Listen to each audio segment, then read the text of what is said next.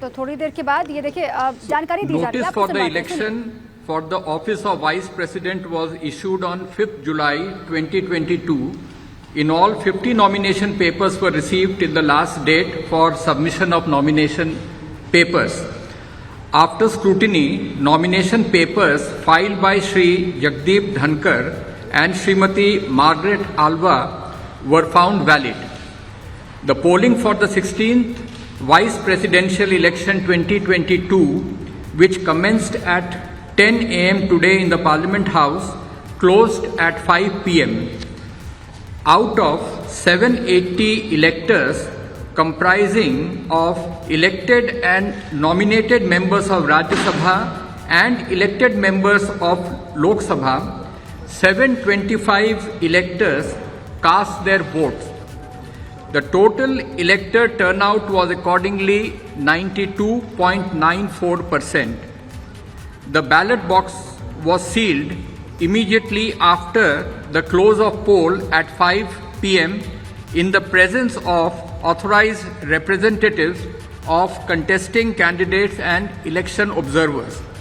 The counting of votes commenced at 6 p.m. after the ballot box was opened in the presence of authorized representatives of the contesting candidates, election observers and counting officers.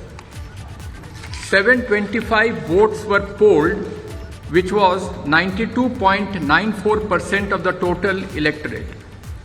710 votes were found valid and 15 votes were found to be invalid. Thus, the percentage of valid votes is 97.93%. The quota sufficient to get a candidate elected is determined by dividing the total number of first preference votes secured by both candidates by 2 and then adding 1 to the quotient. The quota necessary for being elected to the office of Vice President of India was determined to be 356 votes. On the basis of counting, Shri Jagdeep Dhankar secured 528 first preference votes and Srimati Margaret Alva 182 votes. Therefore, in pursuance of the provisions contained in Section 11 of the Presidential and Vice Presidential Elections Act 1952, 31 of 1952, read with Rule 35 of the Presidential and Vice Presidential Election Rules 1974, I, Utpal Kumar Singh, the Returning Officer for the Vice Presidential Election 2022, hereby declare that Shri Jagdeep Dhankar, Raj Bhavan, Ward 45, Hare Street, Kolkata 700001, has been duly elected to the office of Vice President of India.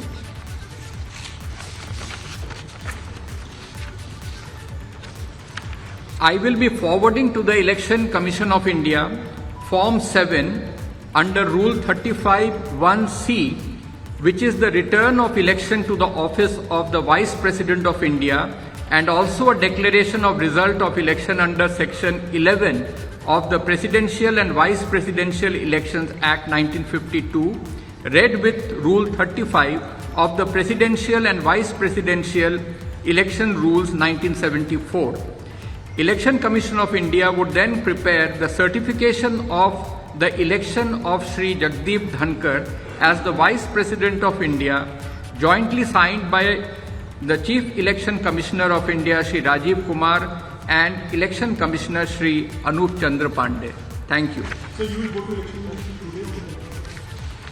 We will send all the necessary papers to the Election Commission immediately after. Thank you.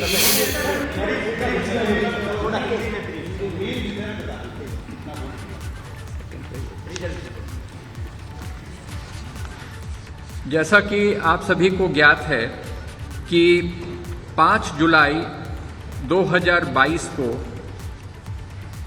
उपराष्ट्रपति के चुनाव के संबंध में notice जारी किया गया था और तत्पश्चात 50 नामांकन पत्र हमें लास्ट डेट ऑफ सबमिशन तक प्राप्त हुए थे। इन नामांकन पत्रों की स्क्रूटिनी के पश्चात श्री जगदीप धनखड़ एवं श्रीमती मार्गरेट आल्वा के नामांकन वैलिड पाए गए। आज प्रातः 10 बजे से पोलिंग प्रारंभ हुआ पार्लियामेंट हाउस में, जो सायंकाल के 5 बजे तक वो चला। 780 इलेक्टर्स में से 725 इलेक्टर्स ने अपने मतदान का प्रयोग किया। यह 92.94% है। 5 बजे के पश्चात बैलेट बॉक्स को सभी कंटेस्टिंग कैंडिडेट्स के प्रतिनिधियों तथा इलेक्शन कमीशन के ऑब्जर्वर्स के सामने सील कर दिया गया एवं 6 बजे के बाद इन्हें सभी प्रार्थियों के एजेंट्स, इलेक्शन ऑब्जर्वर्स तथा काउंटिंग ऑफिसर्स के समक्ष इन्हें इस बैलेट बॉक्स को खोला गया। मतगणना में यह पाया गया कि 725 मत डाले गए थे, जो कि टोटल इलेक्टोरेट का 92.94% है।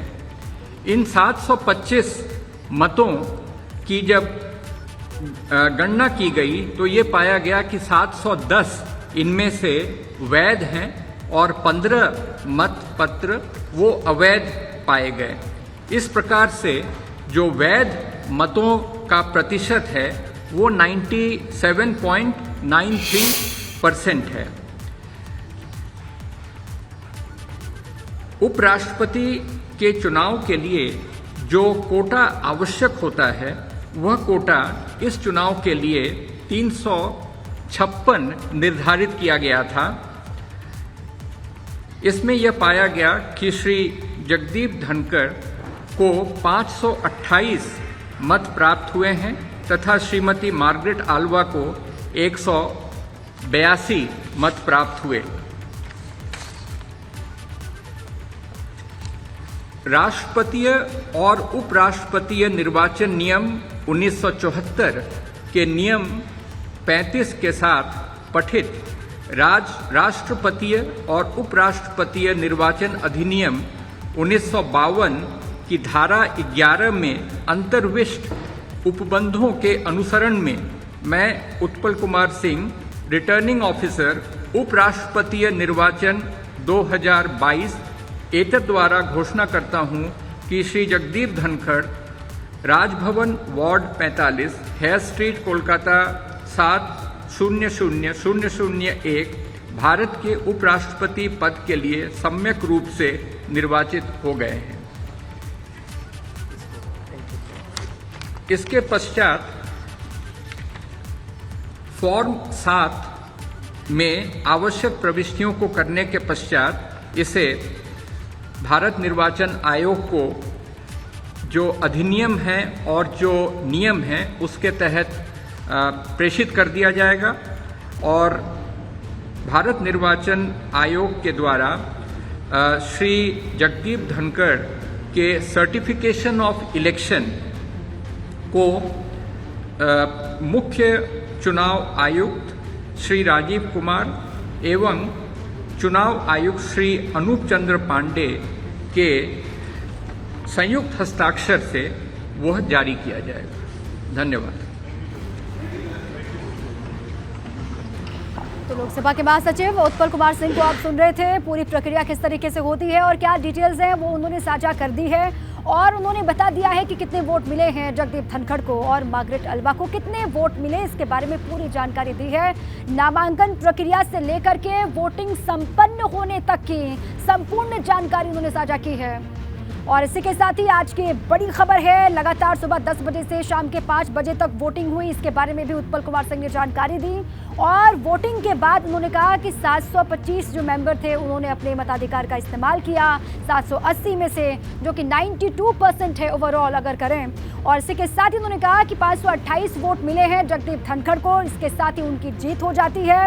और 182 मत मिले मार्गरेट अल्वा को, जिसके बाद उनको हार का सामना करना पड़ा और नए उपराष्ट्रपति का नाम है जगदीप धनखड़।